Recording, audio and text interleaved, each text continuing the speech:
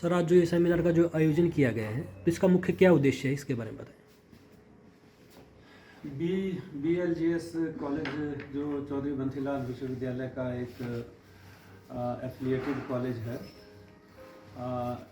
इसने Indian council of historical research के साथ मिलकर इस सेमिनार का आयोजन किया है, जिसमें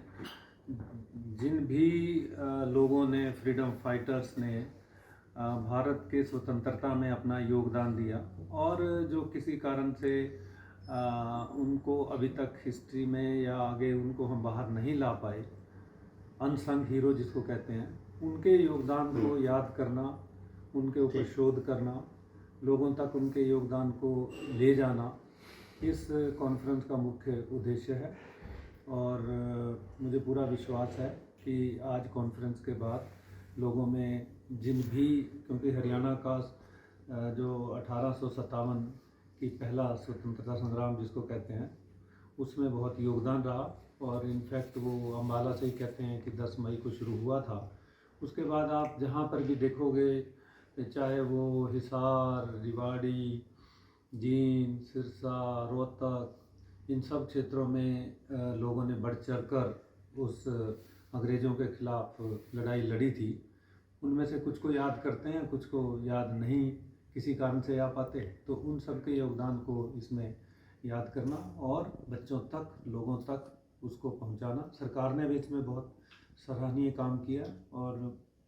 जो शिक्षण संस्थान हैं उनका भी एक ये कर्तव्य या उनका भी एक उद्देश्य बन जाता है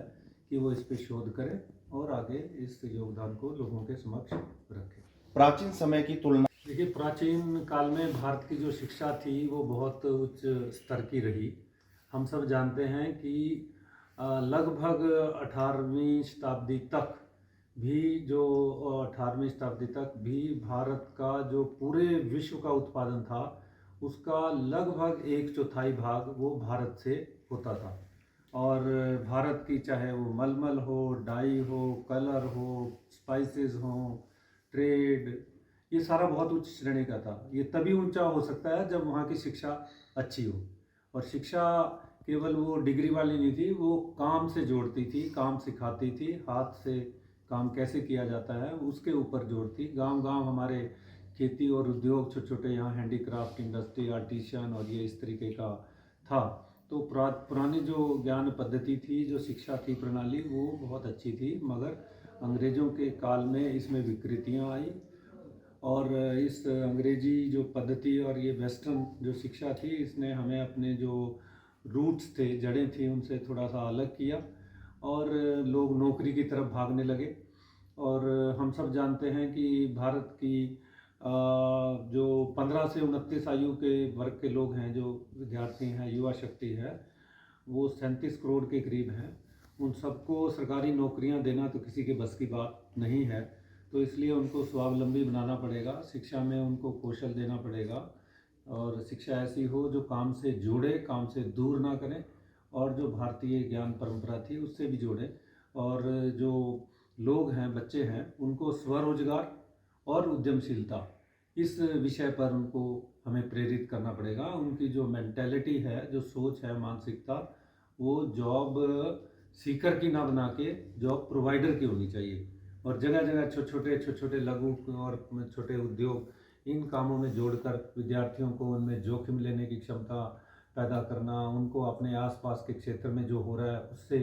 ज्ञान से अवगत कराना, उन समस्याओं से अवगत कराना और उनकी जो दिमाग है, उन प्रॉब्लम्स जो हम आसपास के में फेस करते हैं, उन प्रॉब्लम के समाधान में उनके माइंड को लगाना, ये बहुत ज़रूरी है। यदि ये मेंटेलिटी उनकी लगेगी और हम शिक्षा में जो लोग लगे हुए हैं वो इस भावना को वहाँ तक ले जाते हैं, तो इसका सकारात्मक असर पड़ेगा। और जो लोग, बच्चे आज सरकारी नौकरियों की तरफ भागते हैं, उससे दूर हटकर वो अपना व्यवसाय और दूसरों को रोजगार देने का जो उद्यमशीलता का गुण है उसको प्रमोट करेंगे, यही आवश्यक है। लंबा सर, आज का जो सेमिनार है, इसका क्या मुख्य उद्देश्य है, इसके बारे में बताएं। सेमिनार का मुख्य उद्देश्य तो अब इसके शीर्षक से अपने आप में ही क्लियर है कि स्वतंत्रता आंदोलन में हरियाणा की भूमिका एक अपठित अध्याय, और वो अपठित अध्याय कई मायनों में है, जैसे माननीय वाइस चांसलर साहब ने आप लोगों को बताया। मगर एक बात मैं यहाँ क्लियर ये करना चाहूँगा कि अगर हरियाणा के संदर्भ में हम अगर इसकी अपठित अध्याय की बात करें, जो अनसंग की बात करें, फ्रीडम मूवमेंट की, फ्रीडम फाइटर्स की हरियाणा के, तो आप एक जान लीजिए 1757 में जब बैटल ऑफ प्लासी हुई थी, उसके तुरंत बाद से ही देश के हर कोने में, हर पॉकेट में कहीं ना कहीं अंग्रेज़ों के प्रति प्रतिरोध के स्वर भारतीयों के उठने लगे थे। और उसी प्रतिरोध के स्वरों के दौरान शायद आप और हम नहीं जानते होंगे, भिवानी का नाम भी 1809 में भिवानी के किसानों का जो प्रतिरोध है, जो विद्रोह है कंपनी रूल के खिलाफ, जो 1803 में सरजी अर्जनगांव की ट्रीटी के बाद जब उन्होंने भू राजस्व कलेक्ट करने की जो प्लान चलाई और लोगों ने अपनी स्थिति भांपते हुए जो उनका विरोध किया,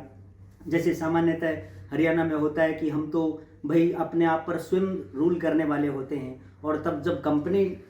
लोगों के ऊपर अब एक शिकंजा कसने लगी तो वो स्वशासन वाली भावना भी आहत होती है। तो 1809 में भिवानी के किसानों ने सबसे पहले हरियाणा में जो है उनके खिलाफ विद्रोह के स्वर बुलंद किए थे। उसके बाद और जगह जगह, चाहे लाडवा के सरदार हों या छाछरौली के हों या सिरसा के, रानिया के हों, हर जगह लोगों ने 1857 का महासमर शुरू होने से पहले तो हरियाणा के विभिन्न पॉकेट्स में लोगों ने